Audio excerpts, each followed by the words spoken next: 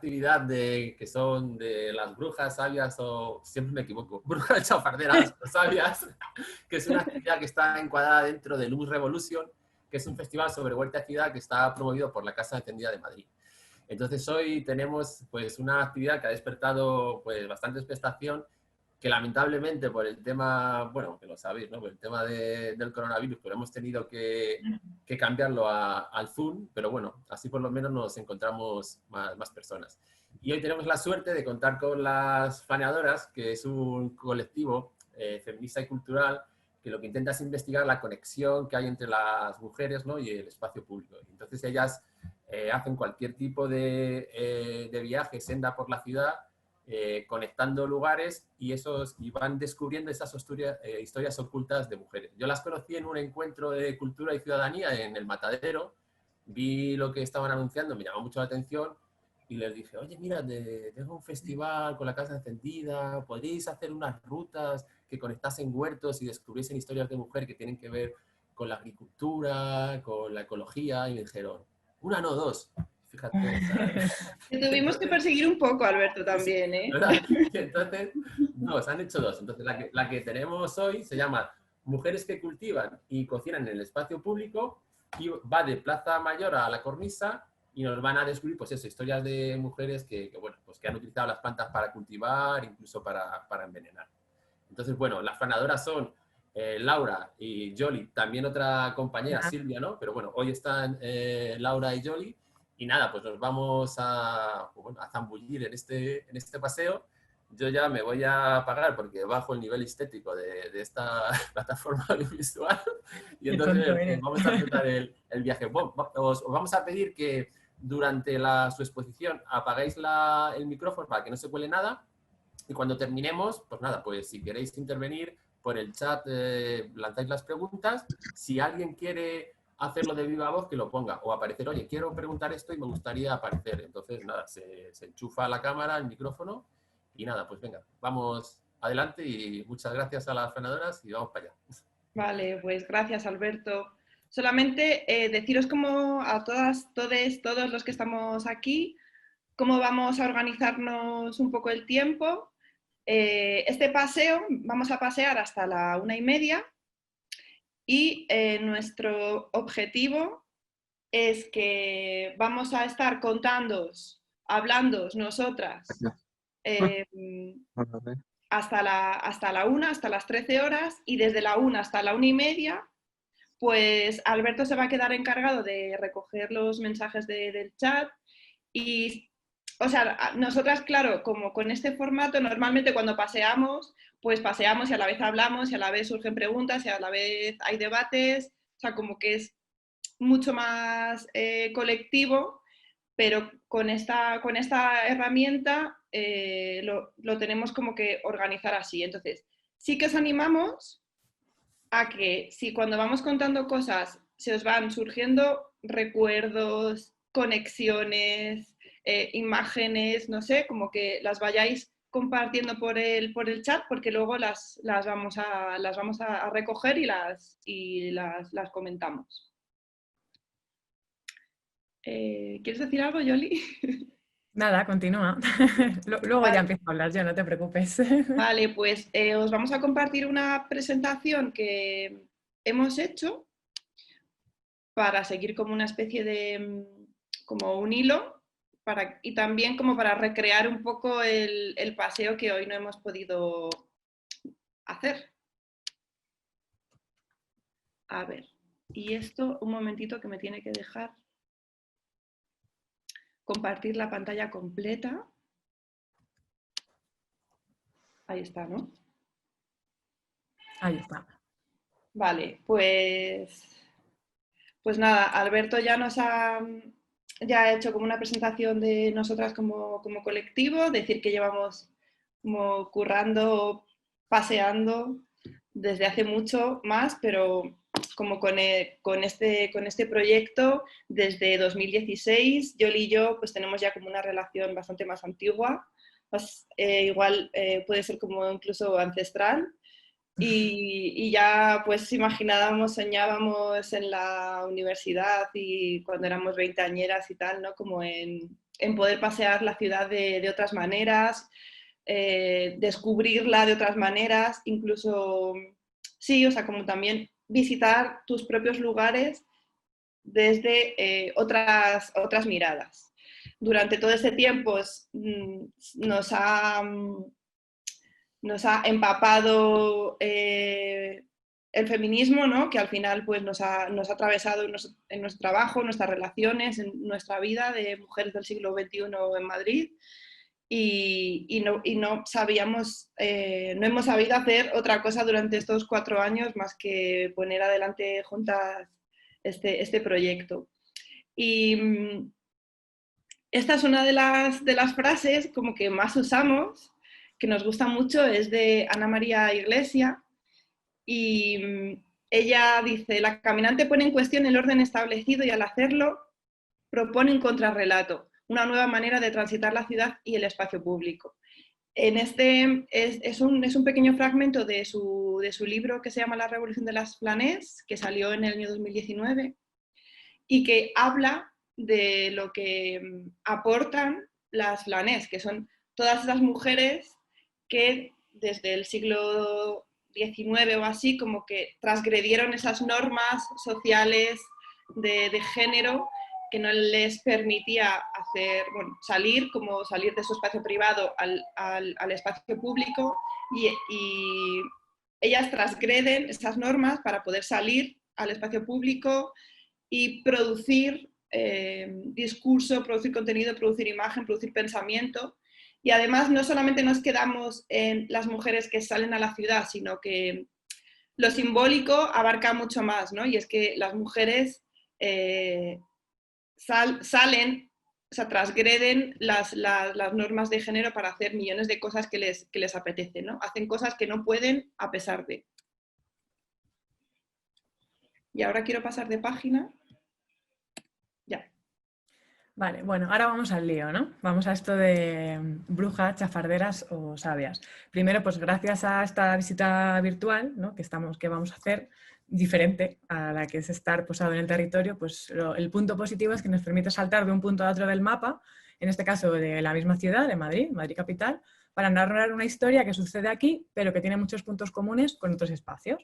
Entonces es una visita virtual que es una suerte de embrujo mágico que nos puede teletransportar en segundos de una calle a una plaza, después a un parque, a una zona verde, pues para acabar luego finalmente, después de varios traslados en los que no movemos los pies, en un huerto urbano acompañadas de las cálidas explicaciones de Alberto, que también estará al final. Sí. Bueno, comenzamos hoy con el primero de los 2 paseos sobre brujas, chafarderas o sabias, que son figuras que iremos desvelando a lo largo de la mañana. Este paseo lleva el título, como bien ha dicho Alberto, de Mujeres que cultivan y cocinan espacios urbanos. Entonces, hablemos un poquito de esto de brujas, chafarderas o sabias. Pues una de las cosas que también nos gusta hacer, probablemente es una manía que tenemos muchas personas, es cuando hablas de algo, buscar la definición que tiene en la RAE, en el diccionario. Entonces, si te vas a la RAE, aparecen 10 acepciones. Son 10 acepciones. ¿Puedes pinchar, Laura, a ver si se abre? Sí. Bueno, no importa. ¿Lo abro? Sí, ábrelo, porfi. Son 10 acepciones en las que se repiten varias ideas. Aparece la referencia a la mujer. Es verdad que es una entrada compartida que es conjunta tanto para el masculino como el femenino, para el brujo y la bruja, pero aparecen muchas referencias a la mujer. Aparece también referencia malvada, poderes mágicos y fea. Incluso en la 5ª acepción se recoge nuestro imaginario definido durante la infancia, que dice: en los cuentos infantiles o relatos folclóricos, mujer fea y malvada que tiene poderes mágicos y que generalmente puede volar montada en una escoba. Ahí es nada, ¿no? Probablemente si vosotros, ¿no? Si lo pensamos y decimos bruja, es esa imagen, ¿no? También la de los cuentos de Disney, etc., etc., esa imagen que tenemos. ¿Pero de dónde viene?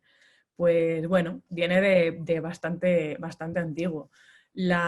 Esta figura de esta mujer vieja, anciana,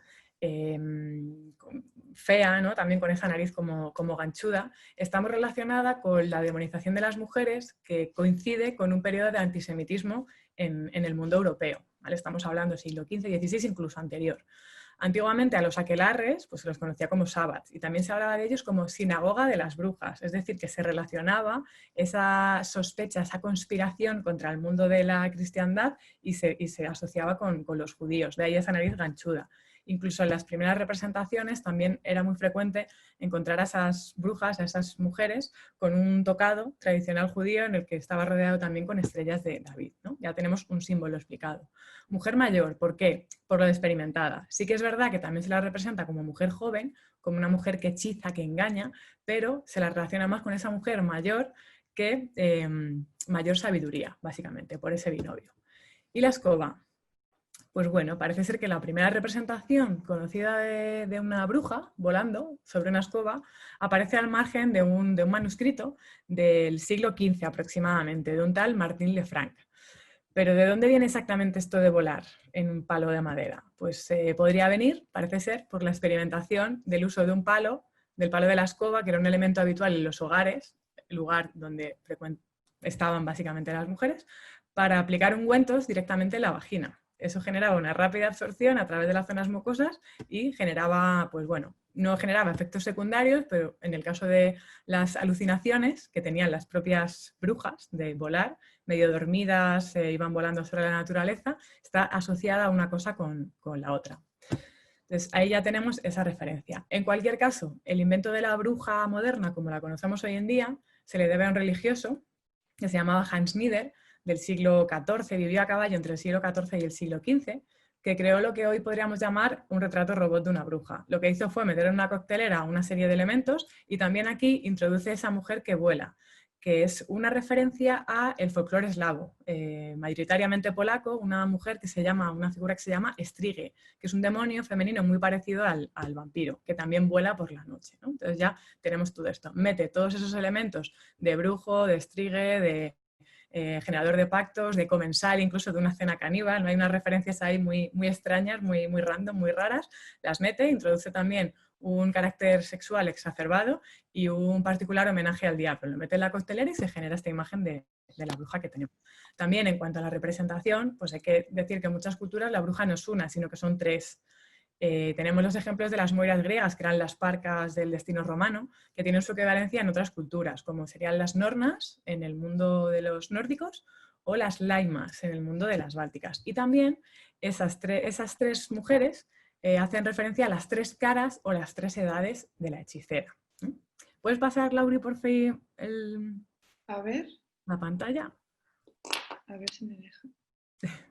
Estas son las cosas del directo. Aunque hagas 20.000 pruebas, luego siempre da error. Bueno, aquí vemos también cómo se recoge esa figura, ¿no?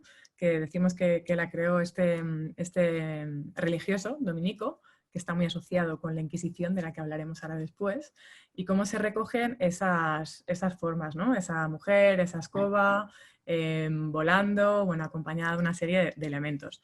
Podéis ver a la izquierda que es un grabado que realiza Alberto Durero en torno al 1500, bruja montada en una cabra, al revés, también, esa conexión con el macho cabrío, que es esa representación del demonio, y luego como unos cuantos años después, ¿no? Incluso Goya recoge esa misma figura en sus caprichos. En uno de los grabados, en el capricho número 68, que se llama Linda Maestra. Curioso que es la bruja, la más mayor, la mujer más mayor, la que enseña a la otra, ¿no? Y cómo utiliza la sorna y le da la vuelta a esto de la belleza. Pero a todo esto, ¿realmente quiénes eran estas mujeres, ¿no? Las brujas realmente eran mujeres que a lo largo de la historia se distinguieron de los hombres y por temor a su poder se las persiguió con saña y se las llamó brujas, se las llamó magas, se las llamó hechiceras. Incluso se dice que el primer chamán de la historia fue mujer y hasta hace relativamente poco diferentes estudios que se han hecho sobre pinturas rupestres con esta conexión de las pinturas, ¿no? Esa conexión mágica, ritual, que las personas que lo realizaron no eran hombres, sino que eran mujeres. O sea que realmente esa figura de la mujer chamánica, de la mujer que está presente en el cotidiano y también de la mujer responsable de la recolección de las plantas ya nos viene desde la prehistoria. Si nos vamos a lo mejor a nuestra religión, por contar así rápidamente, tenemos un mito que es el mito de Lilith, que es un antiguo mito judío que dice que antes que a Eva, Dios creó a una mujer de arcilla de la misma manera que creó a Adán. Entonces, al considerarse igual que él y no aceptar su sumisión, se le invita a abandonar el jardín del Edén, ¿no? Se exilia y se establece ella por su cuenta y, bueno, al tratar de convencerla sin resultado para que vuelva, pues al final, ¿qué sucede? Que Dios crea una nueva mujer de su costilla, que era Eva, y demoniza a Lilith, ¿no? Entonces, es curioso cómo también desde una antigua creencia religiosa que viene muy atrás, se clasifica ya a las mujeres. Tenemos a la sumisa por un lado y a la independiente por el otro, ¿no? Y la independiente es maldecida. Ya es una manera de decirnos que hay mujeres que nos siguen la senda marcada, ¿no? Que tenemos esas flanés, esas paseantes incómodas que van a ir siempre buscando un lugar por donde moverse sin seguir la senda adecuada o la senda que deberían seguir, ¿no? Incluso a lo largo de la historia, por ejemplo, de la Iglesia, pues hay afirmaciones maravillosas, como pues uno de los padres de la Iglesia en el siglo I deja caer que las mujeres son merecedoras de ser tratadas como seres inferiores y despreciables. Así, ¿cómo os quedáis? Luego, en el mismo siglo, un santo, San Clemente, dice que toda mujer debería llenarse de vergüenza al pensar que es una mujer. Y la que más me gusta es ya San Bernardo en el siglo XII, que dice la mujer es el órgano del diablo. Ya, así, chimpún, cataclac, ¿no? En cualquier caso, en este sentido, pues podemos decir que la bruja es el sinónimo de una mujer libre, ¿no? Es la mujer que se ha expresado libremente y que siempre ha estado maldita, ¿no? También es un restar importancia a la mujer. Se pasa de una religión de la naturaleza, lo que se llama la Wicca, y de la cultura de la diosa, a lo que hoy llamaríamos el patriarcado. Las mujeres sabias, las mujeres conocedoras de los secretos de la naturaleza, del uso de las plantas, pasan de ser curanderas o mujeres medicina a brujas. Y entonces pasan de ser esas sabias a ser las enemigas adoradoras del diablo. Cuanto más nos acercamos al medievo, más nos acercamos a esta denostación de la mujer. También hay que tener en cuenta que siempre que pensamos que el medievo es esa época oscura en la que todo está oculto, pero realmente no es 100% así. Pero sí es cierto que en este caso, en la figura de la bruja, sí que empieza a demonizarse un poquito más la figura de la mujer. Bueno, dicho esto, queridas amigas, agárrense fuerte, os invitamos a subir a nuestra escoba y vamos a volar a una de las plazas principales de la ciudad de Madrid. Vale, nos vamos a la Plaza Mayor. Bueno, estamos ahora mismo en lo que serían las afueras de la ciudad amurallada en la Edad Media, hacia la mitad de los siglos de la Edad Media, y en la confluencia de dos caminos, el camino de Atocha y el camino de Toledo, solía formarse una laguna, que era muy grande. Entonces, cuando se seca, deja lugar a un espacio enorme en el que se congrega el pueblo y los mercaderes, en el nuevo arrabal. Así, bueno, pues de esta forma, en torno al siglo XIII aproximadamente, ya comienzan a surgir en la documentación de la ciudad, la documentación administrativa, una plaza, un lugar que se llama Plaza del Arrabal. Plaza del Arrabal, Plaza Mayor, Plaza Real, Plaza de la República Federal, de Calvo Sotelo, de la Constitución. Es una plaza que ha tenido diferentes nombres a lo largo de la historia, no ha dejado de ser emblemática, lo sigue siendo. De hecho, es muy importante en lo que sería la regulación comercial también, sobre todo a finales del siglo XV, pero también es interesante, por lo que la traemos, es porque es escenario de todo tipo de actos.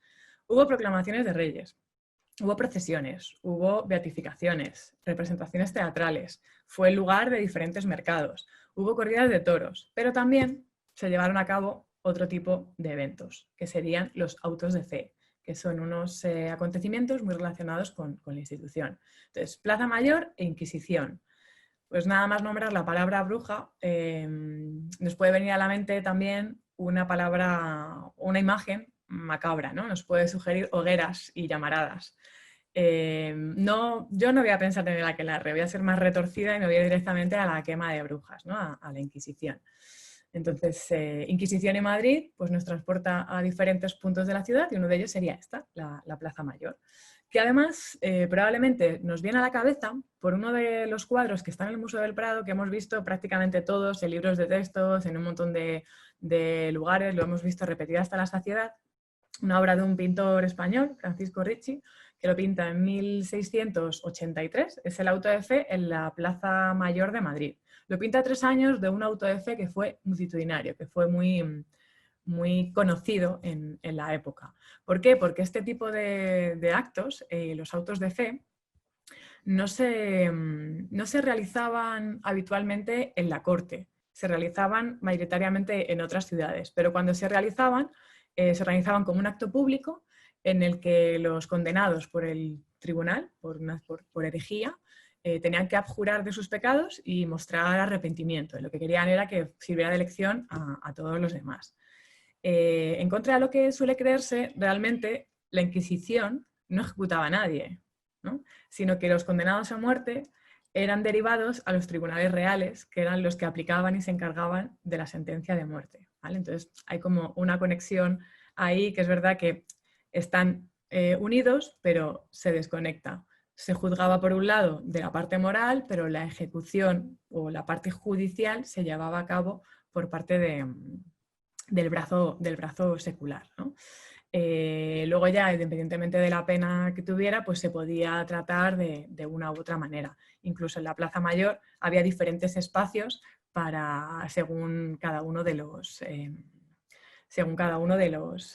lo diré, de las ejecuciones que le correspondieran a los reos. Hablábamos de Inquisición. La Inquisición se crea en Roma. Se crea en Roma en el siglo XIII y se crea como un tribunal contra los herejes, ¿no? Que fue encomendado además a una orden religiosa muy concreta en un momento inicial, que son los dominicos. Esta institución recoge una nueva idea de la Iglesia en la que se dice que solo Dios es capaz de curar el cuerpo y el alma. Así que todo aquel que queda fuera de ella, mediante sus prácticas que busque curar, será encarcelado, juzgado y ajusticiado, que es lo que hará precisamente esta Inquisición, ¿no? esta institución. Más tarde se le suma la figura de la bruja, ¿no? Que es esa mujer poseída por el diablo, que aunque se inicia como un fenómeno popular, es recogida también por ellos, ¿no? Incluso el Papa Inocencio VIII, en 1484, pues daba por oficial, mediante una bula, la existencia de la brujería, ¿no? Y dice: ha llegado a nuestros oídos que gran número de personas de ambos sexos no evitan el fornicar con los demonios, íncubos y súcubos, y que mediante sus brujerías, hechizos y conjuros sofocan, extinguen y hacen perecer la fecundidad de las mujeres, la propagación de los animales y la mies de la tierra. Ya tenemos un chivo expiatorio para todas las cosas que van a pasar, ¿no? En España la Inquisición entra con los Reyes Católicos y es curioso que, bueno, tanto el primer auto de fe como el último tienen lugar en Sevilla, ¿no? Era un lugar de bastante movimiento debido a todas las redes comerciales con el mundo latinoamericano, con América, y bueno, curiosamente pues los últimos, tanto el primero como el último, se realizaron allí. Vuelvo un segundo para atrás. En el cuadro este que vemos de Francisco de Ricci, se puede ver cómo la plaza está engalonada para un gran acontecimiento, ¿no? De hecho está hasta arriba. Incluso también era frecuente, se invitaba a la gente a que acudiera a ver tanto los autos de fe, esas resignaciones de estos culpados por herejes, como las ejecuciones, ¿no? Y se convertía casi en una gran fiesta. Hasta hay algunos escritos en los que se recoge que había peleas por tener un buen sitio y gente que fue a la cárcel y estuvo encarcelada por pelearse y tener reyertas debido a esos espacios que querían ocupar para tener el mejor lugar para poderlo ver. Decía que según el tipo de condena, el emplazamiento del patíbulo variaba, ¿no? Iría de un sitio a otro. Pues, por ejemplo, delante del portal de Los Paños se aplicaba el garrote vil, la horca en la casa de la panadería y las degollaciones a cuchillo o con el hacha se hacían en la casa de la carnicería. Entonces, estas ejecuciones públicas paran en la Plaza Mayor a principios del siglo XIX. O sea, estamos hablando que la Inquisición se crea en el siglo XIII y que hasta el siglo XIX permanecen vivas estas ejecuciones relacionadas con la herejía y con esta institución. ¿Por qué paran? No quiere decir que se dejen de hacer en Madrid, paran porque se trasladan por completo a la Plaza de la Cebada. En la Plaza de la Cebada ya se habían realizado algunas ejecuciones y bueno, ya en ese momento es cuando se trasladan todas. Se calcula que en la Plaza Mayor fueron ajusticiadas en torno a unas 350 personas durante este tiempo. Si lo pensamos fríamente, no son muchas, ¿no? Porque también tenemos en la cabeza esa leyenda negra de que aquí se ajusticiaba y se mataba a todo el mundo, pero tampoco fueron tantas como pensamos. Eso lo contamos un poquito más adelante. Y no sé si os ha llamado la atención que en la Plaza Mayor no he hablado de hogueras ni de quema de brujas. Eso es porque no se realizaban aquí. Se realizaban en los quemaderos que estaban a las afueras de la ciudad. Por ejemplo, uno de ellos, uno de los más conocidos, sería justo la Plaza de San Bernardo. ¿Vale? La glorieta de San Bernardo, ahí, donde hay una maravillosa fuente, pasan muchos coches, hay una zona verde en el centro, una isleta, pues ahí era uno de los principales quemaderos donde se mataban las brujas. Brujas en Madrid. Sabemos que hay brujas en Madrid, o está documentado, desde el siglo XVI hasta la mitad del siglo XIX. Nos coincide con las fechas de las que veníamos hablando, ¿no? ¿Por qué desde ese momento? Pues porque en ese momento Madrid pasa a ser la capital de España. Entonces, esto hace que todos los hechiceros, o una gran parte de los hechiceros, especialmente de la parte norte, se establezcan aquí en la corte, que es donde se encuentran sus principales clientes, que son los aristócratas, incluso la propia familia real. Y luego también en el siglo XVII se da un auge, se da una gran actividad ocultista que viene potenciada por la crisis económica, que hará que muchos recurran a la magia como solución a sus problemas. Gracias a los sumarios de los juicios de la Inquisición, pues conocemos detalles de las actividades de estas mujeres, ¿no? De mujeres que leían las cartas, realizaban una serie de servicios que pedían directamente sus clientes. Como detalle curioso, antes de salir, de seguir nuestro camino, pues vamos a salir de la Plaza Mayor por uno de sus arcos de entrada, que es el arco que se llama el Arco del Triunfo, que es conocido como Callejón del Infierno, ¿no? Ya que estamos hablando de esto de llamaradas, brujas, inquisición, demonio, pues vamos a salir por ahí, que nos parece como más interesante. Está a la altura de la calle Mayor 33, ¿vale? Y bueno, ese nombre realmente, ahí os engaña un poquito, el nombre no procede realmente de la quema de las brujas, sino que realmente es por la apariencia que tuvo la Plaza Mayor en uno de los 3 grandes incendios, ¿no? Que desde allí visto parecía que estaba envuelta en las llamaradas del infierno. En cualquier caso, pues es un vínculo infernal acorde con el lugar, ¿no? ¿No creéis? Bueno, salimos y nos vamos al mercado de San Miguel. ¿Por qué hemos elegido el mercado de San Miguel? Pues por su historia y por la reivindicación de los mercados de barrio como servicios como lugares que ofrecen servicios que alimentan la vida urbana, no como una actividad comercial más.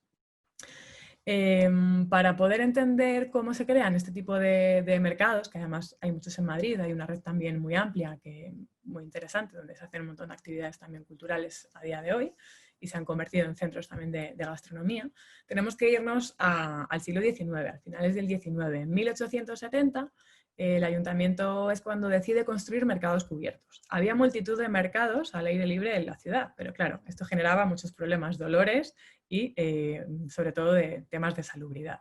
Entonces, a finales del siglo se adelanta bastante y ya hay 4, todos con estructura de hierro, según las normas, según las modas que venían de otros países, como es Francia, ¿no? Eso lo hemos podido pensar casi automáticamente. Tenemos el Mercado de la Paz, el de los Mostenses, la Cebada y Chamberí.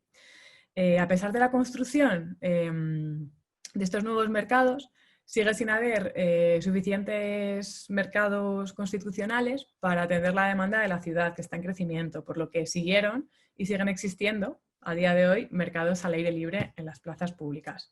El de San Miguel, se inaugura en 1916, según proyecto de un arquitecto, y hoy es el único mercado de hierro de estos de los que hablábamos que se conserva hasta nuestros días.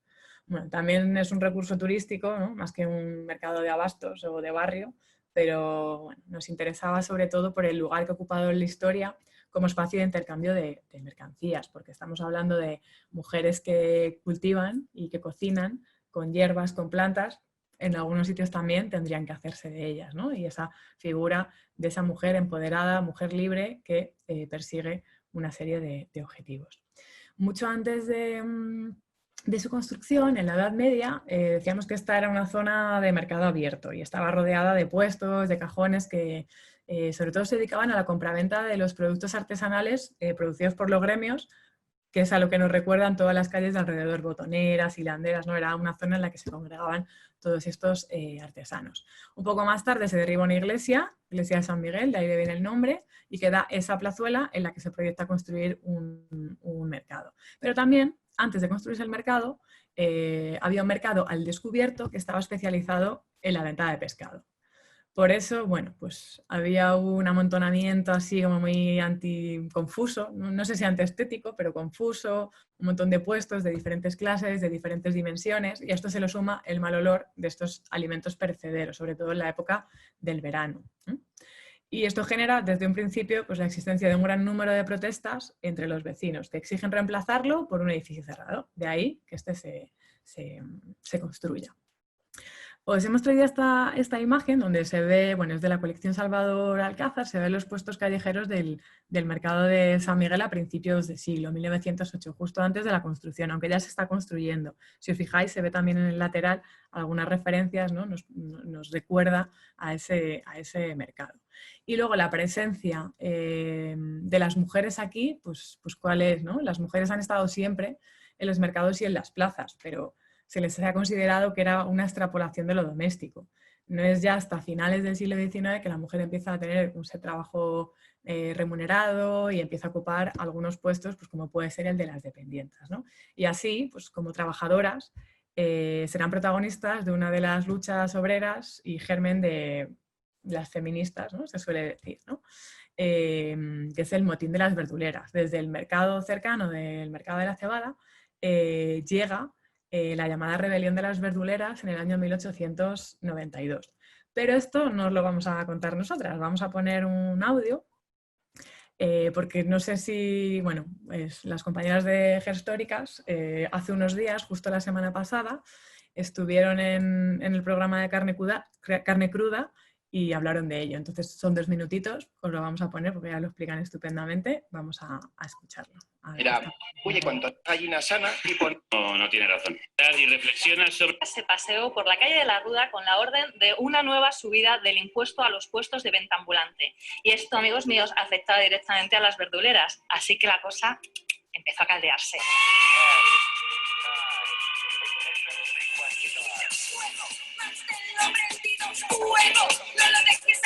Vamos a ver si aquí se ha acabado la vergüenza. Hasta ahora nadie se ha reído de las verduleras de la Cebá. Nos quieren cobrar más de lo que ganamos. Con lo que nos quitan de las banastas y los prestamistas y con lo que se nos pudre no nos queda nada para comer. El año pasado nos echaron un impuesto y lo pagamos como niñas tontas. Ahora nos quieren cobrar más. No podemos tolerarlo. Vamos a todas partes para que las tiendas se cierren. Nos defenderemos unas a otras. ¡Vamos para allá! Vamos para allá, claro que sí. Madre mía, me estoy viendo arriba con ellas. Vente arriba, vamos, Sí. Vamos, piqueteras, son piqueteras amotinadas, maravillosas. Son un ejemplo a seguir. Sí, señora. Detrás de ellas nos vamos. ¿Qué es esto que escuchábamos? Bueno, pues hemos escuchado el testimonio de una verdulera del mercado de la cebada recogido por el diario católico El Siglo Futuro. Nos deja bien clarito, ¿no?, por qué se niegan a pagar el impuesto. Y es fácil imaginar cómo el número de amotinadas crecía por momentos y se empezaban a ver pancartas con mensajes que decían ¡Viva las vendedoras! ¡Viva! ¡Abajo los impuestos! ¡Abajo! ¿Cuáles eran sus condiciones de vida? Bueno, pues eran muy precarias. Imagínate, muchas de ellas formaban familias monomarentales sin apenas ingresos y en una época en la que si eras soltera ya rompías con la norma, si le añades hijas e hijos fuera del matrimonio, apaga y vámonos. Además, estaban ahogadas por las presiones fiscales y de la noche a la mañana les subían los impuestos. ¿Y estaban organizadas? Bueno, este fue un motín espontáneo y se organizaron sobre la marcha, pero bueno, el mensaje que has escuchado lo tenían claro, ¿verdad? Sí, ¿se extendió? Sí, por el barrio de la Latina, Lavapiés e incluso llegaron hasta la zona de Malasaña, donde otras verduleras se unieron. Pues ahí tenemos, ¿no?, a unas brujas de finales del siglo XIX luchando por sus derechos. Seguimos caminando. Salimos del mercado de San Miguel y nos dirigimos a lo que era la ubicación del antiguo concejo de la ciudad, del antiguo ayuntamiento. Nos vamos a la Plaza de la Villa o Plaza de San Salvador. En esta, bueno, está justo en lo que sería el trazado medieval primitivo de la ciudad, ¿no? Y de hecho van a parar 3 de las calles más antiguas, que serían la calle del Codo, la calle del Cordón y la calle de Madrid, ¿no? También fue uno de los principales núcleos del Madrid medieval debido a su buena situación, ¿no?, que estaba aquí distante entre 2 de las principales puertas, que era la de Guadalajara y la de la Vega. En el lado occidental estaba ubicado un almacén de grano, estaba la Lóndiga, el depósito de granos y de otros comestibles, que también fue convertido en cárcel de la villa, donde se encarcelarían todo tipo de herejes y de reos. Y la vivienda del corregidor, del que sería el alcalde de la época, que no viene a ser otro, pues eso, que el ayuntamiento. Pero también, curiosamente, esta plaza fue sede de un mercado. Fue sede de un mercado desde el siglo XV. Al concederle a Madrid el título de noble y leal villa, el rey del momento, que era Enrique IV de Castilla, le concede la celebración de un mercado cada jueves, aprovechando pues eso, que en el lugar está la Lóndiga de trigo y que también había una antigua casa de la carnicería, ¿vale? Parece ser que es una anterior a la que estaba en la plaza en la Plaza Mayor, que se quemó en diferentes ocasiones y no se sabe exactamente y al 100% cuál es su antigüedad exacta. En esa época, en el siglo XV, estamos en el mayor momento de persecución de las brujas, ¿no? Y os quiero terminar de contar un poquito algo que os conté antes de pasarle la palabra a Laura. Cuando hablábamos de que la Iglesia recoge el acto de la brujería, hay que tener en cuenta que muy poquitos años después, por toda Europa, se empiezan a distribuir este libro, ¿vale? Es El martillo de las brujas. Se distribuyen ni más ni menos que 30.000 ejemplares por toda Europa durante las grandes persecuciones. Es una especie de libro maestro en el que se especifica todo, ¿no? Cuáles son aquellas cosas que hacen las brujas, las preguntas que se les tiene que hacer, etc. Es verdad que es un libro que a día de hoy, estamos hablando de que es de finales del siglo XV, es un libro que es arduo de leer, pero si os interesa el tema, os lo recomendamos porque es bastante curioso y tiene mucha chicha. Esta figura de la bruja, claro, como vemos, se construye a partir de la mirada del otro, ¿no? Y está atravesada de un montón de características, un montón de funciones económicas, sociales, de género, porque también se centraliza la hechicería y la brujería, era tanto brujos y brujas, pero luego pasa a ser algo de la mujer, ¿no? Mayoritariamente. Probablemente fueron todas esas calamidades del siglo anterior, la Guerra de los 100 años, una de las grandes pestes que hubo en 1348, las réplicas, lo que desencadenaron y justificaron esa guerra contra los adeptos de la brujería, ¿no? Ya no se les perseguía uno a uno, sino que incluso se les juntaba, ¿no?, en grupos de 10-20 personas y se les acusaba, ¿no?, como a bandas concretas de malhechores y de personas endemoniadas. Estas persecuciones ilustran, pues, ese empecinamiento que tienen las sociedades de querer encontrar siempre un chivo expiatorio para todos sus males, ¿no? Incluso según recoge en otro libro, también muy interesante, que es según recoge Mona Cholet en Brujas, Estigma o la fuerza invencible de las mujeres, también lo recoge Silvia Federici en su libro Calimán y la bruja, ¿vale? El balance de las vidas humanas es un poco controvertido, ¿no? Sigue siendo controvertido, no se termina de llegar a un acuerdo, ¿no? La década de los 70 se hablaba de 1 millón de víctimas, incluso más, y hoy quizá más se habla de entre 50.000 y 100.000, que son unas cuantas, ¿eh? Pero es verdad que no se incluyen ni las que fueron linchadas, ni las que se suicidaron sabiendo lo que les iba a suceder, ¿no?, evitando esa muerte dolorosa y lenta, o las que murieron en la prisión, ¿no? Y tampoco están las que, sin perder la vida, pues fueron desterradas o, bueno, vieron arruinadas toda su reputación y la de su estirpe, su familia.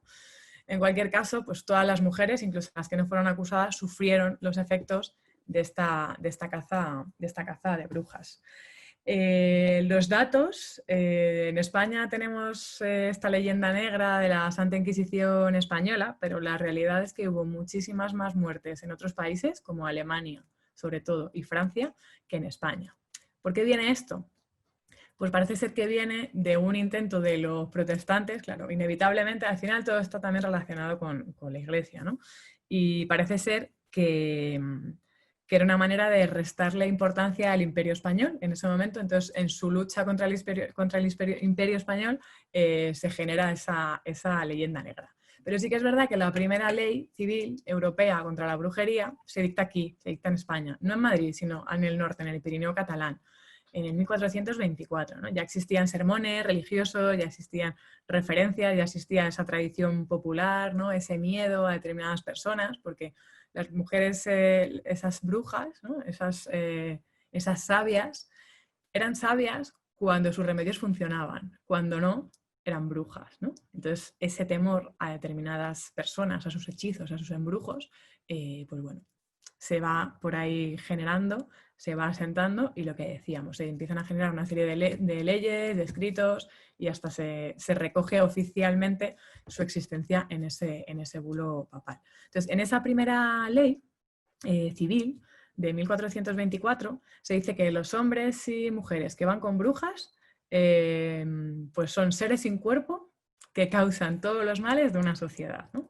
También la ley dice que cualquier persona que sea encontrada culpable perderá el cuerpo y sus bienes y pasarán a ser propiedad del conde. Por tanto, no es casualidad, ¿no?, que en un momento inicial pues bueno, hubiera tantos juicios. ¿Por qué? Porque los señores feudales y la gente adinerada en ese momento de final de la Edad Media, inicio de de la edad moderna empiezan a ver peligrar sus posesiones y claro, si te puedes quedar con los bienes de la otra persona, ¿no? Pues ¿por qué no?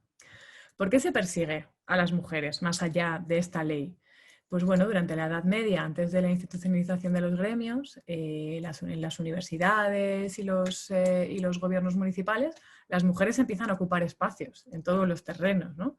Fueron campesinas, fueron maestras, fueron abadesas, fueron escritoras y también se dedicaron incluso a diversos campos del conocimiento humano, entre los que están los comprendidos por la denominada ciencia, ¿no?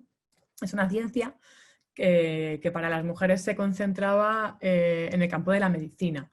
Las mujeres, más allá de los límites impuestos que les habían puesto los modelos de género dominantes, se convierten en un problema para esa élite masculina, feudal, patriarcal.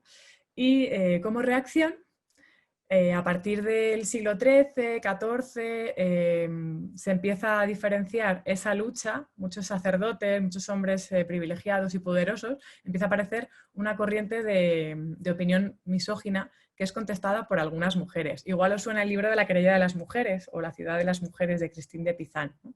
Tiene que ver con eso, esa contrarrespuesta, ahí lo enseña Laura, esa contrarrespuesta que tienen las mujeres a estas explicaciones de por qué las mujeres no deben estar, ¿no? A ese intentar echarlas. Durante el Renacimiento esto se afianza, da lugar a un periodo de regresión de las mujeres en todos los terrenos y bueno, también es cuando la lucha por el control masculino del conocimiento pues se recrudece y comienza esta llamada caza de brujas, ¿no? Hay un importante número de mujeres que fueron condenadas a muerte durante estos siglos de la caza de brujas porque ejercían simple y llanamente como sanadoras entre sus comunidades, ¿no? Habían ejercido como sanadoras desde hacía siglos, existiendo una larguísima genealogía de mujeres sanadoras, pero el problema está con la llegada de la medicina a través de la universidad. Es una manera de expulsarlas. ¿Y cómo se hace? Se asocia esa peligrosidad, esa incomprensión de ese conocimiento de la naturaleza y del uso de las hierbas a una suerte de magia, brujería, hechizo, porque además es un saber ancestral popular que se va trasladando de las madres a las hijas, ¿no? Y por eso se queda fuera. Es curioso que, claro, por esta causa, estas mujeres sabias pasan a convertirse en chafarderas antes de llegar a llamarse brujas, ¿no? Hay como un pequeño cambio en su figura que se va a ir moviendo hasta pasar de ser esa mujer medicina, esa mujer sabia, esa mujer sanadora, a una chafardera, que es una mujer que se inventa, la palabra chafardera además se recoge en el diccionario, chafardear es como chismorrear, a luego directamente ser esa bruja, ese constructo, esa imagen creada. Incluso es interesante saber que uno de los padres de la medicina llegó a decir en su momento que todo lo que él habría aprendido lo había aprendido de las brujas, ¿vale? Entonces, dicho esto, le lanzo la pelota a Laura para que continúe con las siguientes paradas y luego vuelvo. ¿Quieres que comparta yo, Laura? Pues ya, mientras tú estabas hablando, creo que me he estado organizando y ya me he organizado eso. Así que, pues sí, salimos de la Plaza de la Villa, vamos caminando por la calle Mayor, giramos y llegamos a la calle Sacramento. Y aquí en la calle Sacramento tenemos una sorpresa, porque vamos a llegar a ver...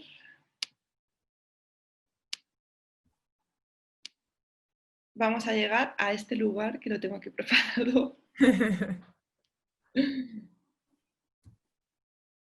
Voy a compartir la pantalla. A este lugar. Dura 1 minuto 53 y me parece interesante que os deleitéis así con las imágenes, con la luz y tal para ambientarnos, ¿vale? Y nada, a ver si reconocéis este sitio tan recóndito.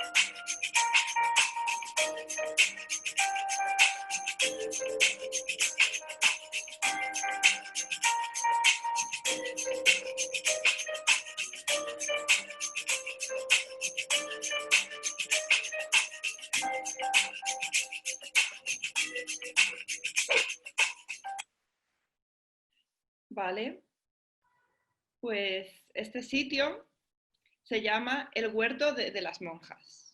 A ver, voy ahora a compartir de nuevo. ¿Estamos? A todo esto, cualquier cosa que queráis ir compartiendo por el chat, ¿vale? O sea, pues para ampliar luego o lo que sea, que igual somos muy de hablar, entonces yo he intentado ser como muy rápida y a lo mejor me he dejado cosas en el tintero o no las he explicado bien, las vais poniendo por ahí y luego seguimos comentando, ¿vale?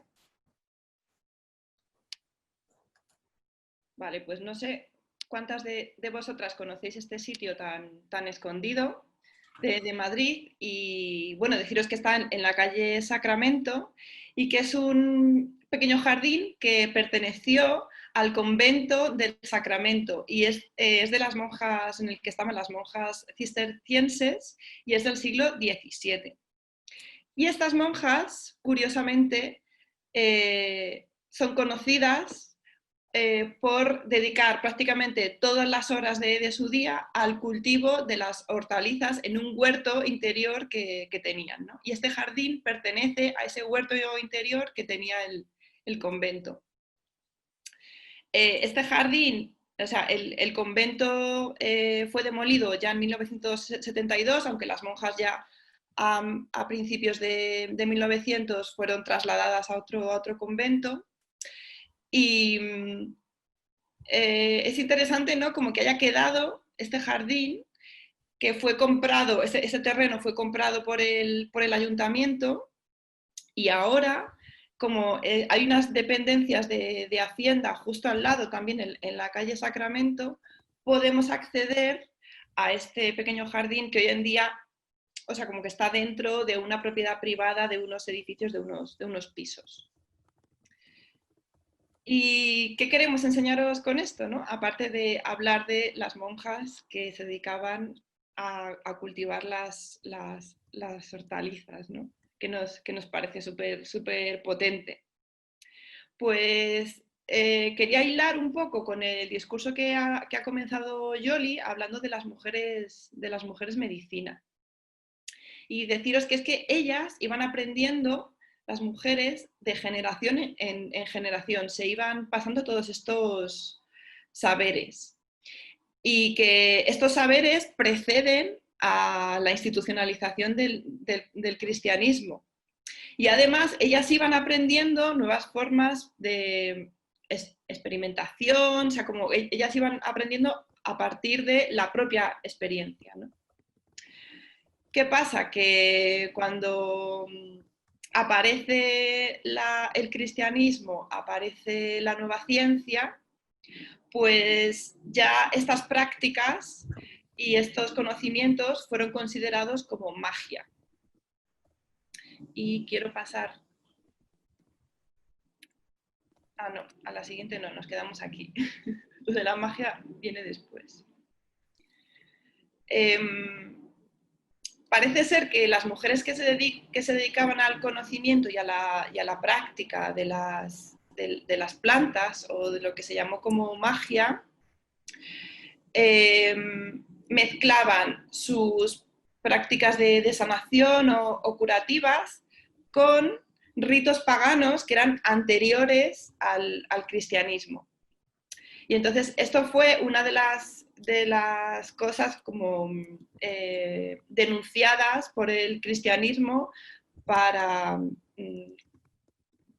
como señalar como brujas a estas mujeres, ¿no? Que eran precristianas o paganas directamente. Las mujeres medicinas usaban las plantas como analgésicos, como calmantes, como favorecedores del tracto digestivo, hacían preparados para aminorar los dolores de parto. Y poco a poco la Iglesia, esto lo fue considerado todo como pecado, ¿no? Que es la palabra ahí como de pecado, que ya de repente todo era pecado.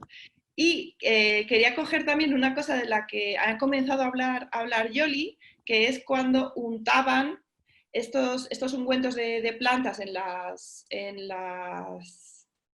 los palos de las escobas, porque era la manera en la que podían mitigar los dolores de la menstruación. Así que utilizaban plantas como la belladona para cuando les dolía el útero, la vagina, durante la menstruación, y muchas veces al darse tanto, ¿no? Al superar esa dosis que es de mitigar el dolor, pasa a pues te has tomado demasiado, te has pasado y puedes tener alucinaciones y de ahí viene toda la idea de que las monjas pensaban, o sea, las brujas pensaban que se imaginaban, ¿no? Que volaban con su escoba que les ayudaba a frotarse el ungüento para quitarse los dolores. Imaginaos, ¿no? Cómo ha ido degradándose estos saberes y estas prácticas habituales que realizaban muchas mujeres. Yoli ha nombrado a uno de los primeros grandes médicos, que es Paracelso, en el que dice que se fija o que estudia las prácticas de estas mujeres, utiliza este estudio como la base de su conocimiento, ¿no? Como los cimientos sobre los cuales él empieza a estudiar sobre la medicina, y que además estas prácticas con las mujeres, con la Iglesia, con el cristianismo, con la Inquisición, se fueron perdiendo, y este conocimiento poco a poco se fue desapareciendo, porque ya no se podía trasladar de manera oral de madres a hijas.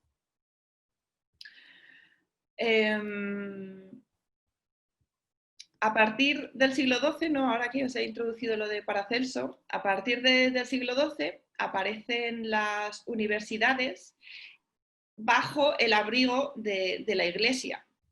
Estas primeras universidades sacaron uno de los primeros estudios, que fue la medicina. Hasta ese momento, la medicina era practicada por las mujeres sabias, ¿no? Y de hecho, las mujeres, cuanto más mayores eran, más sabias eran, ¿no? Porque más conocimiento práctico habían obtenido, ¿no? Con más personas habían compartido esos conocimientos y más sabían. Sin embargo, con la entrada de la universidad, ahora ya solamente los hombres pueden acceder a ese conocimiento. Y el estudio de la medicina se hizo absolutamente teórico y se abandonó, por ese corte cristiano, se abandonó toda la parte práctica de anatomía, de conocer todo el interior del cuerpo y de cómo funcionan, y pasa a ser como unas teorías muy puristas en el sentido cristiano, ¿no? Y además dejaba fuera completamente todos los saberes y los conocimientos que las mujeres habían adquirido hasta ese momento. Así que desplazan el lugar de las parteras, desplazan el lugar de las mujeres medicina, desplazan el lugar de las sanadoras, de las mujeres que hacían sus ungüentos, de las mujeres que utilizaban las plantas para múltiples, no sé, como dolencias que podían surgir en el día a día, para ser los hombres los que son respaldados por la institución de la universidad y la institución eclesiástica, que comienzan a ocupar esos lugares del conocimiento de la ciencia moderna, ¿no? Que es la racionalidad, y se apartan de la magia.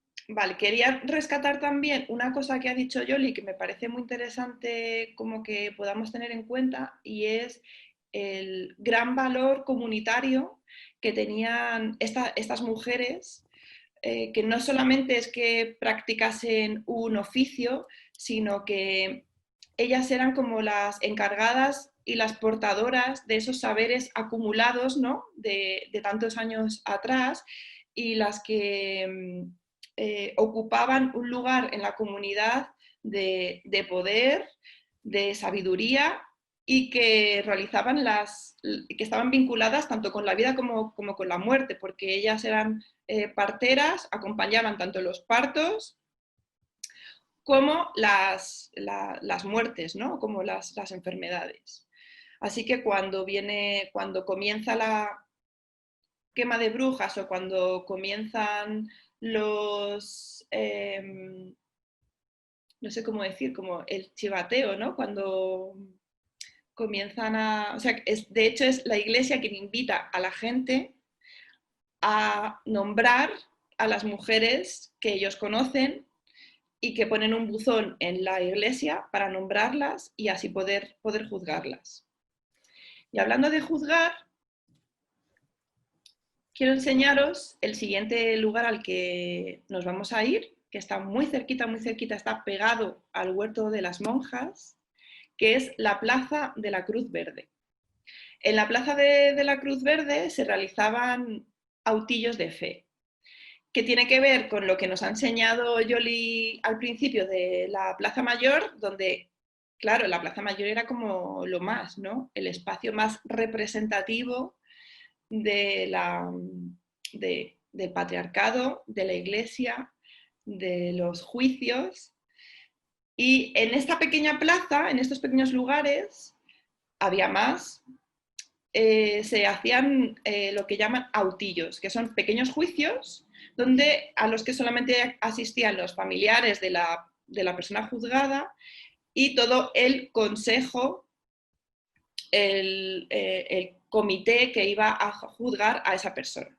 Y ese comité estaba presidido siempre, llevaban una cruz verde de madera, que es la que os estoy mostrando, que es la imagen real de esta plaza, y que se colocaba cuando se había realizado un autillo, se colocaba en el muro de esta plaza, ¿no?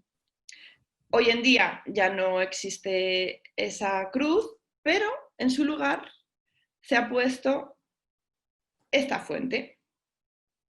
Y esta fuente, además de estar en un lugar que se llama la Plaza de la Cruz Verde, donde se realizaban autillos, fijaos en esta fuente, en esta fontana, que es curioso, ¿no? Cómo dialogan entre sí también los espacios aquí en la ciudad. Esta fontana pertenece al jardín, al huerto de las monjas que hemos visto antes, ¿no? Que es que está pegado muro con muro este espacio.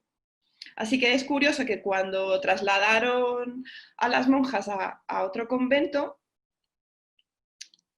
retiraron esta fuente y la colocaron aquí, en esta plaza. Y además, también quiero enseñaros una curiosidad, y es que en esta plaza, arriba, ¿qué quieres decir, Yoli? Es que me encanta esa foto, lo hemos comentado nosotras internamente, que justo abajo pone España no existe, o sí, ¿no? Entonces, como, o las brujas no existen, Las o brujas sí. no existen. Sí, sí. Bueno, esta fuente está presidida por una escultura de Diana Cazadora, ¿no? Y buscando sobre la figura de Diana, voy a pasaros a que veáis esta otra imagen porque me parece muy interesante poder hablar de esta figura. Y es que Diana es una diosa que pertenece a la mitología romana, ¿vale? Y está conectada, es una divinidad que está conectada con los animales salvajes, es protectora de la naturaleza y también estaba muy conectada con el parto. Tenía el poder tanto de facilitar que se diera el parto, ¿no? que viniese un bebé o una pequeña persona al mundo, como de producir grandes dolores a la mujer durante el parto. Incluso tenía el poder de que esa mujer abortase o muriese durante el parto. Fijaos, ¿vale?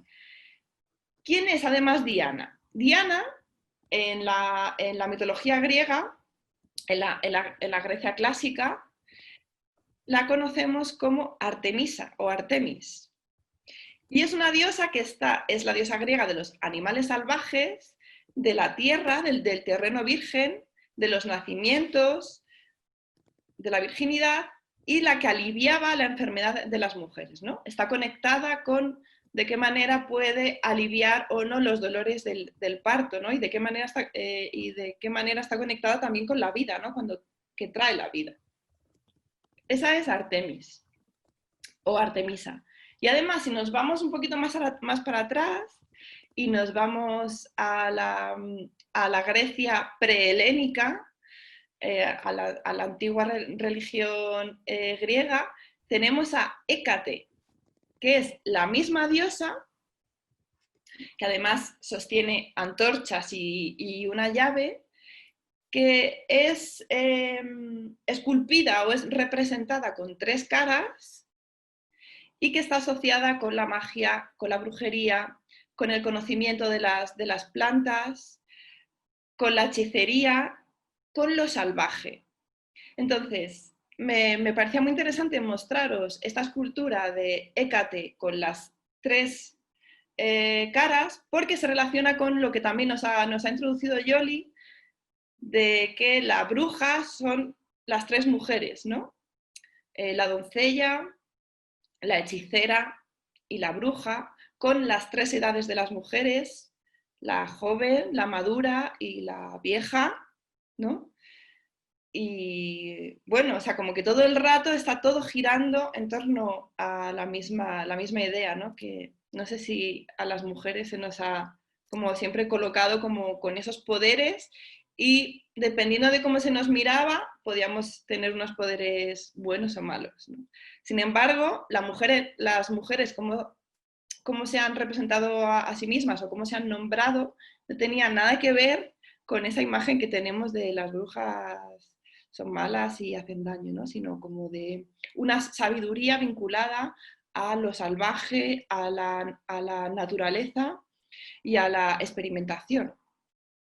Y además, al lado de Hécate con sus 3 caras, he puesto una imagen de Artemisia, que es una planta que tiene el mismo nombre, ¿no? Comparte el mismo nombre de la diosa griega, y que ha sido utilizada históricamente, bueno, también se llama como la hierba de San Juan, que a veces también es conocida, la conocemos popularmente así, y históricamente ha sido utilizada para propiedades como regulador del aparato reproductivo de la mujer, o sea, como regulador de la menstruación, fortalecimiento de la matriz.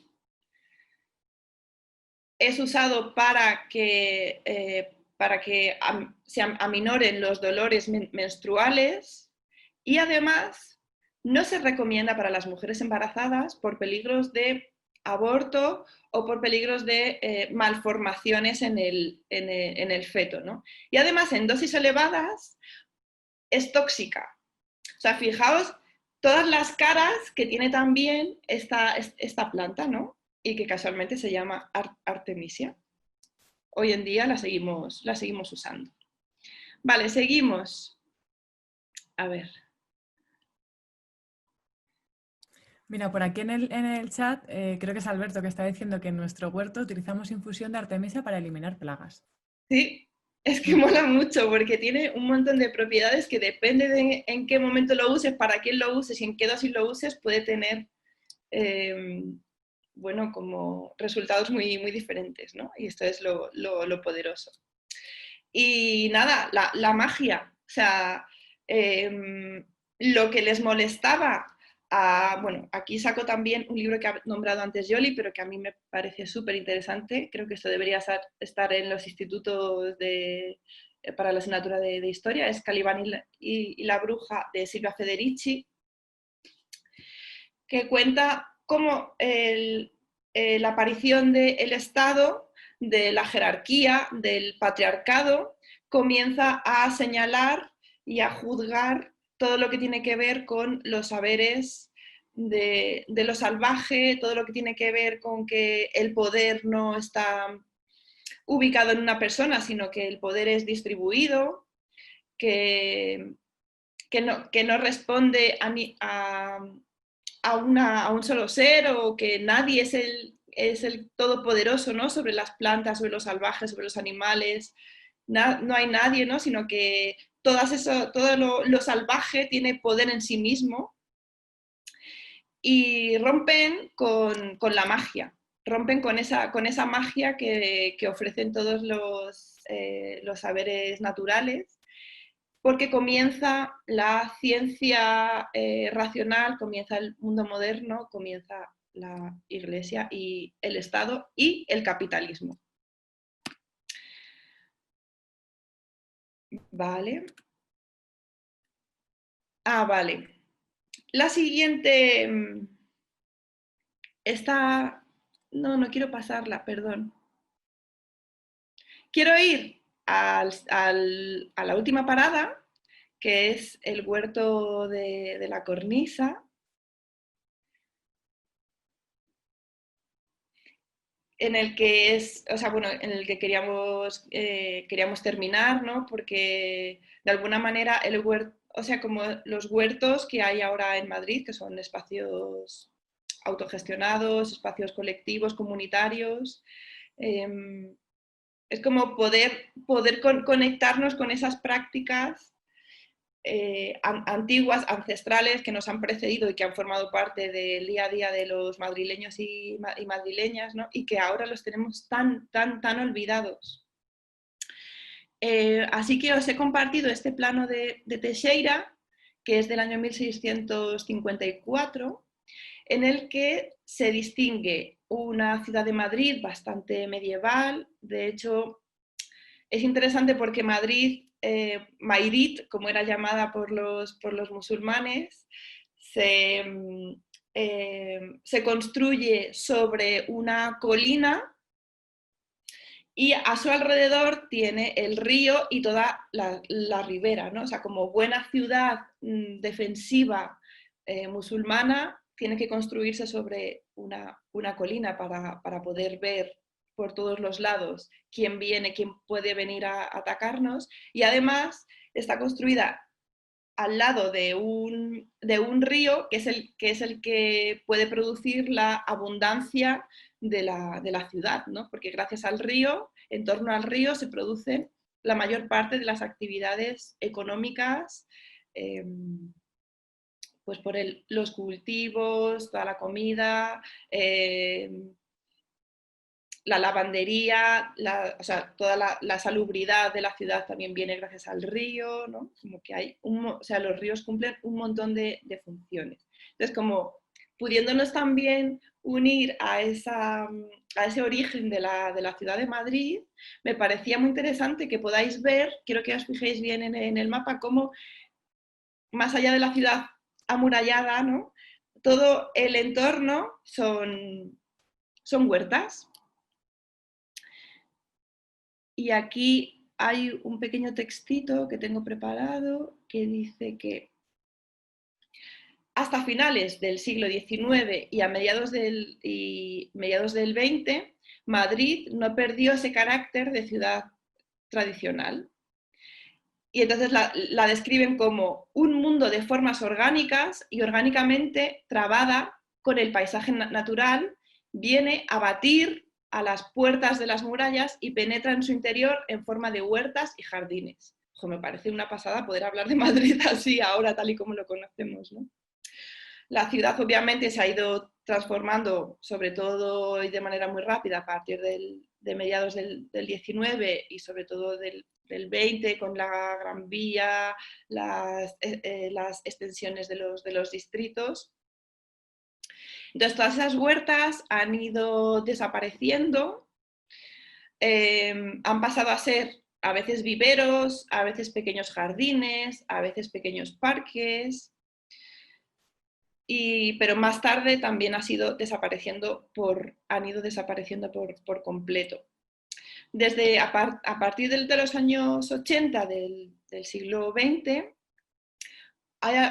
han ido naciendo algunas iniciativas que han intentado recuperar estas huertas urbanas y esta formación hortelana, jardinera y de parques, pero ya tenían más una función de diseño, de planificación urbanística orientada a la educación ambiental o a que pudiese haber algún espacio verde en una ciudad tan inmensamente grande como llena de cemento, ¿no?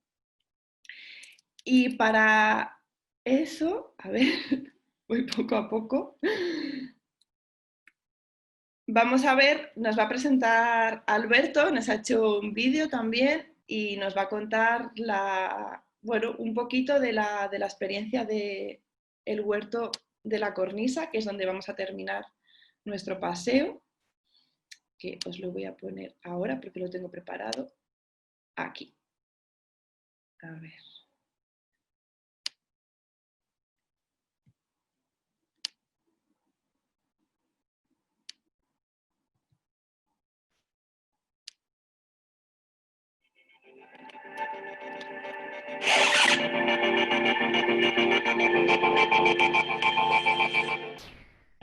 ¿Qué tal, chafarderas? Me he colado en el huerto de la Cornisa. Aquí debería haber una sabia hortelana, Talma o Marta, para contaros la historia de este huerto, pero por motivos laborales no pueden estar, así que os lo cuento yo.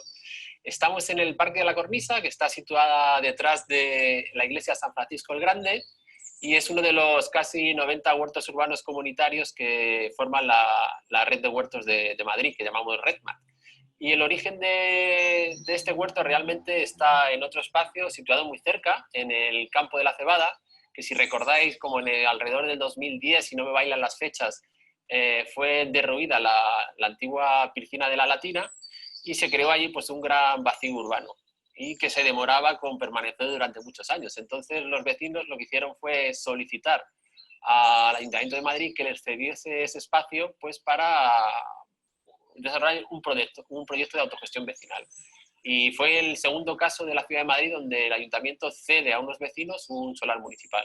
El Campo de la Cebada funcionó como un agitador cultural del centro de Madrid, desarrolló un montón de actividades culturales y un grupo de vecinos decidió en un bancales en altura pues emprender una experiencia de agroecología urbana. Allí estuvieron alrededor, creo, de unos 5 años y como el Campo de la Cebada tenía fecha de caducidad, pues porque pues tenían que desalojarlo para empezar las obras que ahora todavía están paradas, lo que decidieron fue pues, constituirse como asociación de vecinos y optar a una parcela municipal en zona verde, que es esta, la que estamos, que salía a concurso para desarrollar un proyecto de huerto urbano. Porque en el 2015 el Ayuntamiento de Madrid por fin implementa el plan de regularización de huertos urbanos comunitarios. Hasta la fecha no era posible, era totalmente alegal que los vecinos el vídeo estuviesen en la ciudad cultivando.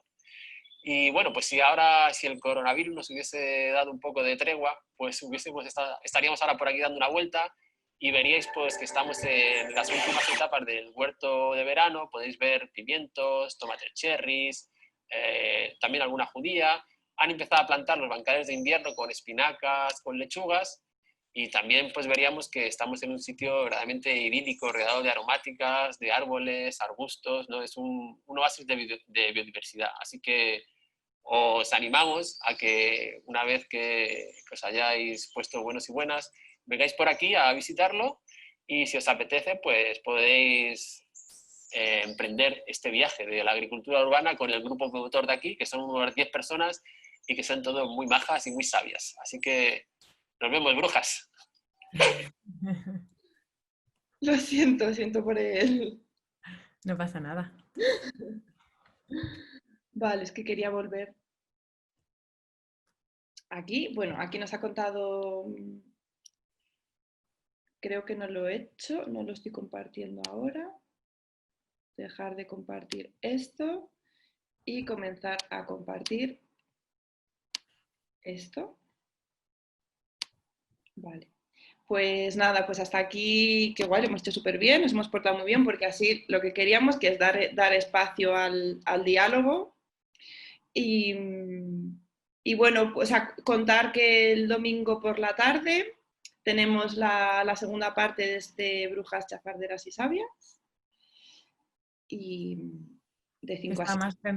Que está más centrado en la parte de la historia natural, ¿no? De esa figura de la ilustradora, que es capital, ¿no? Es una figura muy importante para los grandes descubrimientos de la naturaleza, pero que también está denostada, ¿no? Y ha quedado siempre un poco invisibilizada. De hecho, muchas de estas ilustraciones que vemos también están relacionadas con la labor que ellas realizaron. Dale, Laura, si quieres.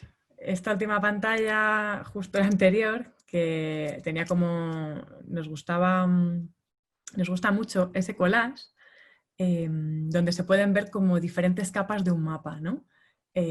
Nos parecía una imagen muy, muy interesante y muy potente para dar cierre a nuestra charla, pues comentando esto, ¿no? Cómo para unas personas o en un momento determinado las mismas mujeres eran brujas, o eran chafarderas, o eran sabias, o hechiceras, o mujeres medicina, o sanadoras, o magas, o simplemente, que no tan simple, mujeres rebeldes, ¿no? Entonces, como hay diferentes capas en esa misma rebeldía y en esa misma mujer. Bueno, pues me gustaría mucho que pudiésemos, espero que haya comentarios y que a la gente le apetezca poder hablar y preguntar cosas y contar. Alberto, no te escuchamos, dale, quítate el... Bueno, daros las gracias por este recorrido tan interesante. Bueno, por aquí ya pues estamos recibiendo felicitaciones por la charla, que ha sido muy interesante, que nunca había tenido en cuenta esta perspectiva. Hemos puesto por aquí que la Casa Encendida regala un viaje a las cuevas de Zugarramurdi. Aquí hay una, dice. Aquí hay una. Íñigo. Íñigo, además, que debe ser de los pocos brujos que hay, porque son casi todos brujas y chafarderas. ¿Hay algún otro espacio similar al huerto de las monjas, un huerto medicinal y que ahora se ha reconvertido, perdido? ¿Conocéis alguno así similar? Pues que sepamos, no, habría muchos, claro, porque inevitablemente están relacionados, ¿no? Toda esta parte de huerto, de cultivo, pues para qué se utilizan las plantas, o para cocinar o para medicinas, ¿no? Lo que decía Laura, que ha contado del huerto de las monjas, son esos espacios que siempre, todos los grandes conventos, bueno, y hasta los pequeños, siempre tenían un pequeño huerto para poder autoabastecerse. Y eso ya sin contar todos los huertos que se veían en las afueras de Madrid que ha enseñado Laura en el plano de Teixeira. Sí, o sea, aparece en el Capricho, el que está en la Alameda de Osuna, un huerto urbano que estaba en la calle Miguel Hernández en el distrito de Puente de Vallecas, huertos urbanos en San Fermín, o sea, sí que en San Fernando de Henares también, pero es verdad que nosotras hemos querido como rescatar el de las monjas, porque para estar en el centro de Madrid es como un espacio muy, muy escondido, ¿no?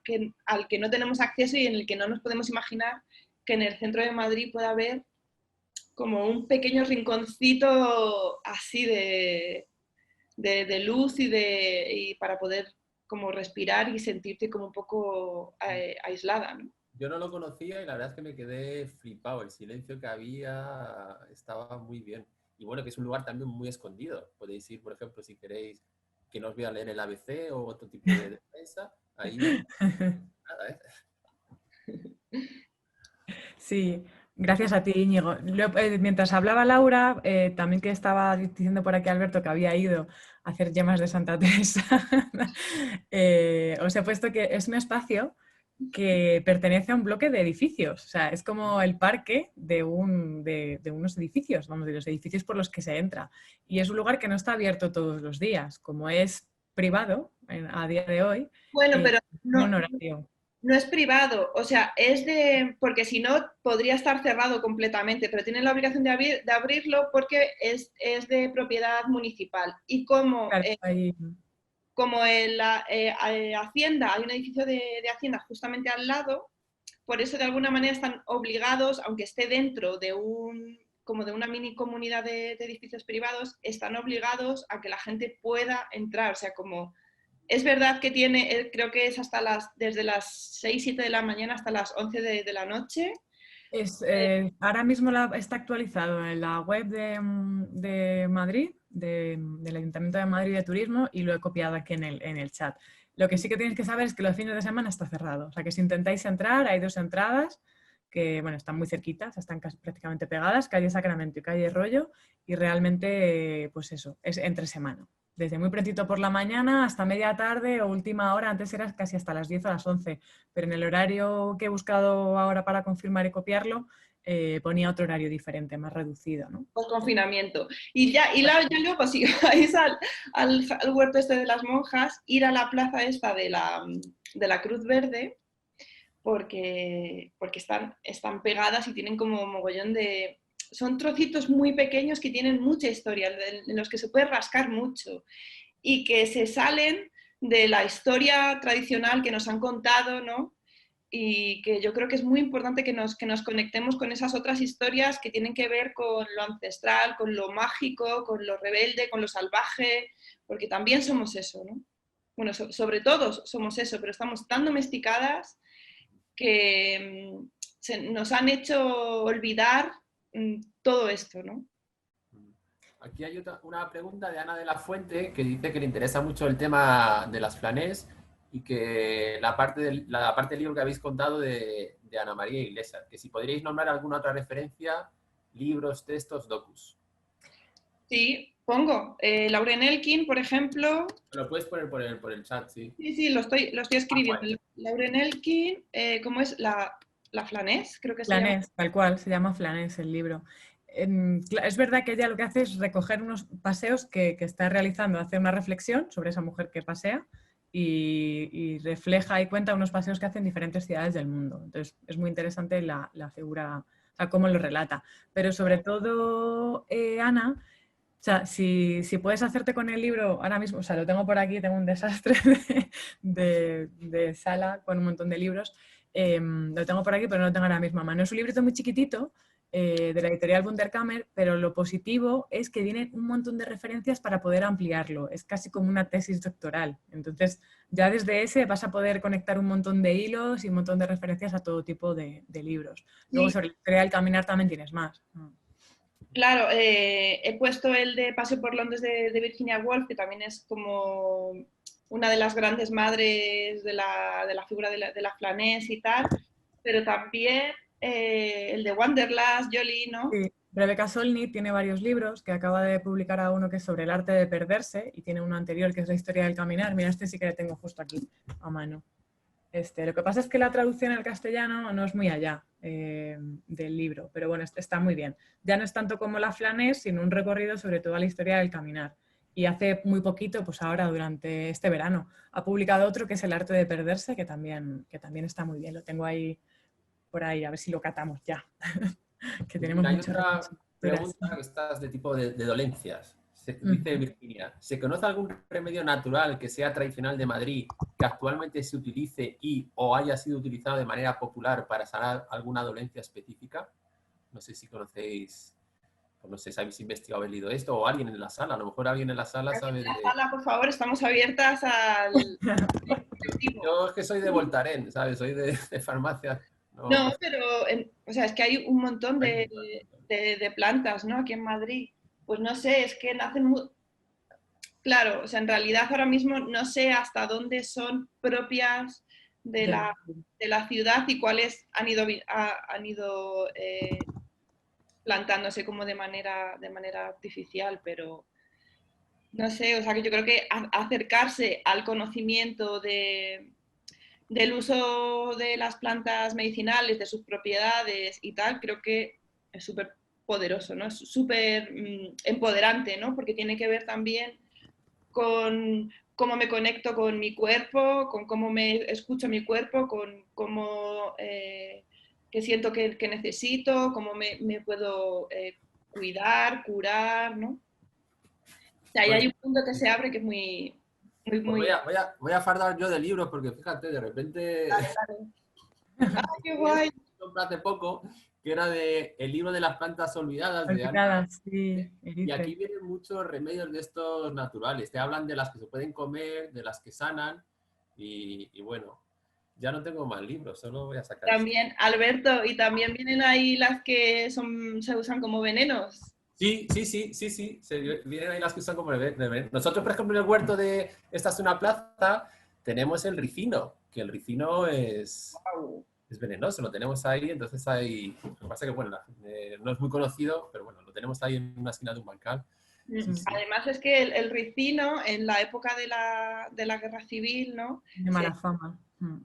Se utilizaba mucho para dárselo a las mujeres para que les descompusiera todo el cuerpo.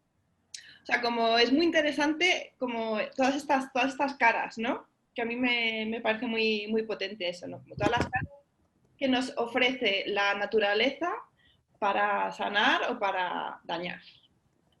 Ah, mira, por aquí decía además Virginia, el aceite de ricino se utiliza en Ayurveda para masajes relajantes. Eso es. Pues no sé si a ver hay alguna preguntilla más. Por el momento nada, están dando las gracias. Aquí tienes. Estaba preguntando, Paloma, el libro que habías dicho, Laura, bueno, relacionado con la historia para estudiarlo en el colegio. Ya lo he compartido yo, ¿vale? Es Calibán y la bruja. Ahí tienes el enlace, lo publica Traficantes de Sueños y también te puedes descargar el PDF. Puedes tanto comprarlo como descargar el PDF, ¿vale? Está abierto. Por si te quieres echar un vistazo antes de... Bueno, también cada uno tiene sus manías, ¿no? Si te gusta más leerlo en digital, lo quieres comprar en libro digital, en EPUB o directamente en el PDF o comprártelo en papel, ahí lo tienes. Ah, mira, Sara dice que el ricino alivia la artritis, elimina lunares, ablanda callos, es hidratante, laxante y se usa para tratar problemas capilares. Wow, claro. A ver, en cuanto te pones a indagar en las plantas, es verdad que encuentras pues todo tipo de referencias y de remedios, ¿no? Y eso que a veces ayuda para una cosa, pero para otra cosa no. Yo recuerdo una charla que fue hace un montón de años en un huerto urbano en Alcorcón, que vinieron a hablar de pues, una de las personas que está en el entorno de Dulce Revolución y hablaba de algunas plantas que decía, esto es muy bueno para esto, esto y esto, pero ojo, las embarazadas no lo pueden tomar porque le puede generar aborto. Ojo, la gente que tenga la tensión muy alta no lo puede tomar porque es contraproducente para esto otro. O sea que también es verdad que en el uso de las plantas es importante tener un buen conocimiento de las mismas porque te puedes meter también en un berenjenal, ¿no? Saber todas esas contraindicaciones que tienen. Es lo mismo que los medicamentos, o sea, no quiere decir que no las podamos usar, ¿no? Los medicamentos pasa igual. Si te pones a abrir los prospectos, a veces te encuentras ahí y dices, casi prefiero no tomarme esto que me puede pasar de todo, ¿no? Y vosotras que estáis, que hacéis un montón de paseos con muchas temáticas y que, bueno, pues os dedicáis más pues eso, al ser un colectivo feminista, profundizáis más en la historia de las mujeres. Ahora en la actualidad, por sus ideas o por lo que cuenta, ¿hay alguien, alguna que sea una mujer en estos campos de agricultura, botánica, ilustración, que sea como la gran bruja, ¿no? Que a lo mejor, como decías, la mirada del otro, que la considera como una amenaza por su mirada innovadora, no lo sé? Sí, está la India, hostia, joder, ¿cómo se me ha olvidado? Sí, claro. Busca el nombre si no te sale. Hombre, así también investigando sobre el tema, hay una chica que se llama Julia Carreras, que es investigadora y especialista en etnobotánica. O sea, no tanto como bruja, pero es muy interesante porque, claro, estudia esa disciplina, ¿no? La relación que hay entre las plantas y los seres humanos. Y tiene por ahí una página web que también da muchos cursos sobre, pues esto, ¿no? Esos usos mágicos de las plantas para poder hacer hechizos y tal. Un detalle muy curioso es que se fue a vivir a un pueblo de Pirineos, del Pirineo catalán, muy cerca del sitio este de la primera ley europea, ¿no? Civil, que se dictaminó contra las brujas. Y muy curiosamente da muchas más charlas y da muchos más cursos fuera en Estados Unidos que en España, ¿no? Como también nos cuesta aproximarnos a lo nuestro muchas veces. Quería hablar me ha costado a Vandana Shiva. Vandana Shiva. Yo como tengo información privilegiada y conozco por aquí gente que está en la sala de espera, a ver si se quiere visibilizar, porque yo conozco una bruja de esta, un poco de este siglo XXI, que tiene un proyecto muy chulo ahora con mujeres resineras, y a ver si nos lo quiere contar. Aida, ¿te puedes visibilizar? Cuéntanos. Que es muy interesante, porque a mí me lo contó el otro día y no sabía que iba a estar, pero bueno, la he visto y a ver si... por aquí? Sí, está por aquí. Mira, sí. Vamos a invocarla. A ver, que la veo por aquí. Por Hécate. Aida, sal. Muéstrate. A ver, a lo mejor a ver si se ha ido. A ver, estaba aquí antes. Sí, Aida, aparece en el listado Aida de Gómez, pero no está... Vale, Aida... se ha tenido que ir. Bueno, es que tenía un proyecto muy chulo. Bueno, es de Madrid agroecológico también. Y tenía un proyecto de resineras y mujeres emigrantes, ¿no? Creo que era por Segovia y por ahí.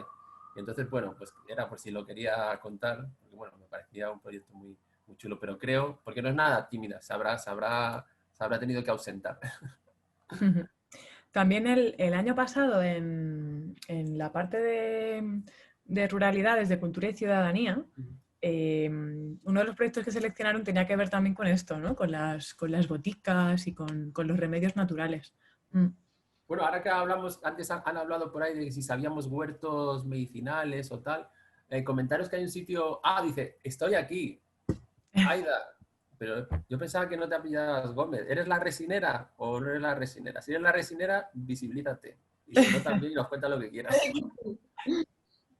Sí, soy yo, no. Aquí estoy, no soy yo. ¿No? ¿Soy yo o no soy yo? No es mío. Vale.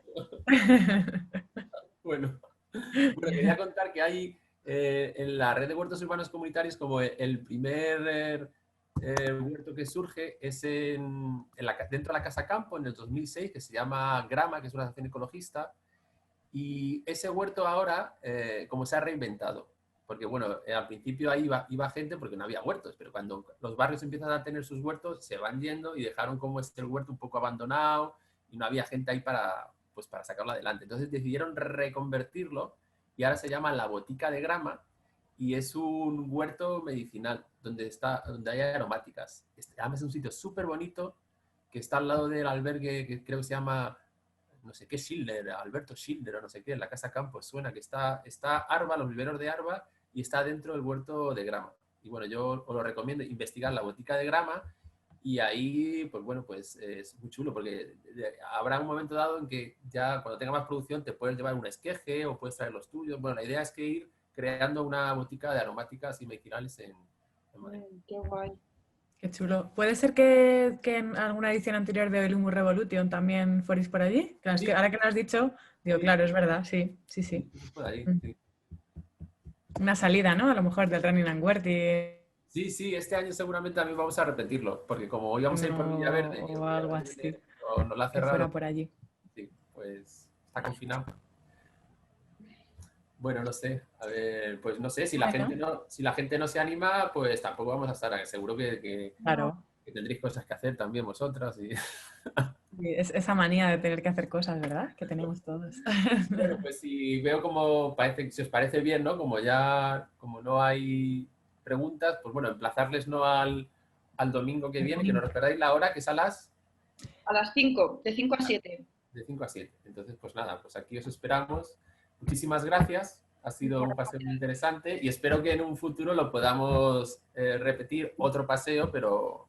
Sí, claro, o sea que también queremos decir, ¿no? Esto que hemos estado hablando, Alberto, antes al principio con Carolina de la Casa Encendida, ¿no? Como que muchas gracias a todas las que estáis aquí hoy, ¿no? A todas las que estamos haciendo posible esto, ¿no? Para poder continuar a pesar de todo lo que estamos viviendo aquí en Madrid, el confinamiento de los barrios. Yo vivo en Usera, en Almendrales, y también estoy confinada. En fin, ¿no? Como de estar siempre buscando las maneras para seguir compartiendo, relacionándonos, aprendiendo, divirtiéndonos, porque si no, el Estado no quiere que lo hagamos. Y aunque ahora no se pueden hacer muchos planes, pero ¿tenéis planeado próximamente paseos por si la gente le apetece, se mete en vuestra página web o hay alguna así a medio plazo? Pues no, pero sí que invitamos a que se metan, bueno, en la página web, que nos han hecho ahora un vídeo súper bonito, que llevamos un montón de tiempo ahorrando para el vídeo, y que sobre todo publicamos los paseos en las redes, o sea, en Instagram, en Twitter, en Facebook, somos planeadoras, y que claro, que ahora mismo no tenemos nada proyectado para salir a la calle y tal, pero pues que lo vamos contando ahí sobre todo. Claro, ahora mismo cómo está el tema, sí que es verdad que incluso después del confinamiento de poder ya salir de casa y de ese kilómetro a la redonda que teníamos todos, sí que propusimos algunos paseos y se llenaron, o sea que en ese sentido bien. Pero bueno, quizás somos más un poco nosotras que nos da un poco de apuro, ¿no? Por esto de coger el transporte público y demás, no sé, bueno. De momento no tenemos programadas visitas, pero si está lloviendo. Pero si queréis, si os interesa alguno y tal, pues os animamos a que nos escribáis. Incluso, o sea, os lanzamos el decir, me apetece hacer el de Maridas y Modernas, me estoy inventando, ¿no? Uno de los que tenemos. Pues oye, me gustaría hacerlo, ¿lo vais a hacer próximamente? Pues ahora mismo no tenemos programado, pero escríbenos y abrimos una fecha, o sea, no hay ningún problema. Claro, o me junto con mi grupo burbuja de mis 3 o 4 colegas y hacemos el paseo. Claro, o sea, más un poco eso, que si os apetece alguno en concreto de los paseos que tenemos, nos podéis escribir sin problema, oye, pues me molaría hacer mucho este paseo y pues si no lo vais a hacer, nos podéis proponer fechas y si nosotras podemos decimos, vale, abrimos grupo, ¿vas a venir con más gente? En plan que podamos formar un grupito pequeño o directamente abrimos grupo y podemos ir haciéndolo así hasta que veamos también qué pasa. Igual tampoco podemos ahora hacer en breve paseos, ¿no? Pero de momento se mantienen las 10 personas por paseo, incluidas las personas que lo guían. Entonces, vamos a ver qué va pasando. Vale, pues entonces nada, nos despedimos ya, invitamos a la gente, dar las gracias a la gente que se ha sumado, sí. Que les invitamos a que vayan saliendo del Zoom porque nos vamos a quedar ahora nosotros para hablar de nuestras cosas. Nos quedamos. Los demás, si nos queréis, irsus. Pues nada, un gracias placer. A todos. Gracias. Muchas gracias.